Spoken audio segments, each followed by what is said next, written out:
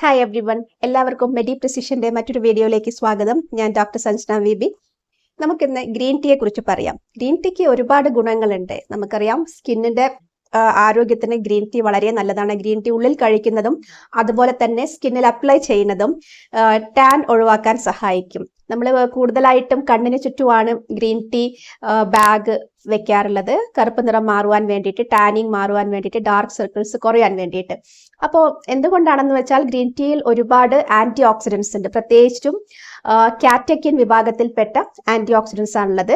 ഇവയ്ക്കെല്ലാം oxidative stress തടയുവാനുള്ള കഴിവുണ്ട്. Generally anti ഓക്സിഡൻസിന് oxidative stress തടയാനുള്ള കഴിവുണ്ട്. അത് കൂടാതെ ഗ്രീൻ ടീയിലുള്ള ആന്റി ഓക്സിഡൻസ് സ്കിന്നിൽ പ്രിമച്യൂർ ഏജിങ് തടയുവാൻ സഹായിക്കും. അതുപോലെ തന്നെ ചുളിവുകളെല്ലാം കുറയ്ക്കുവാൻ ഈ ഗ്രീൻ ടീ സഹായിക്കും. ഒരു ആന്റി ഓക്സിഡൻ്റ് ആണ് കാറ്റക്കിൻസ്. കാറ്റക്കിൻസ് നമ്മുടെ ശരീരത്തിൽ പല ഭാഗങ്ങളിലും ഫ്രീ റാഡിക്കൽസ് കാരണം ഉണ്ടാകുന്ന പല രോഗങ്ങളും തടയുവാൻ സഹായിക്കും. ബ്രെയിനിൻ്റെ ആരോഗ്യത്തിന് നല്ലതാണ്. കോഗ്നിഷൻ മെച്ചപ്പെടുത്തും. നമുക്ക് ചിന്തിക്കുവാനും അപഗ്രഥിക്കുവാനുമുള്ള കഴിവിനെയാണ് കോഗ്നിഷൻ എന്ന് പറയുന്നത്. അപ്പം ഗ്രീൻ ടീ കോഗ്നിറ്റീവ് ഫങ്ഷൻ മെച്ചപ്പെടുത്തുന്നു. കാരണം ഗ്രീൻ ടീ രക്തക്കുഴലുകളിലെ രക്തം കട്ട പിടിക്കുന്നത് തടയുവാൻ സഹായിക്കുന്ന ഒരു ഡ്രിങ്കാണ്. അതുപോലെ തന്നെ ബ്ലഡ് പ്രഷർ കുറയ്ക്കുവാൻ സഹായിക്കുന്നു.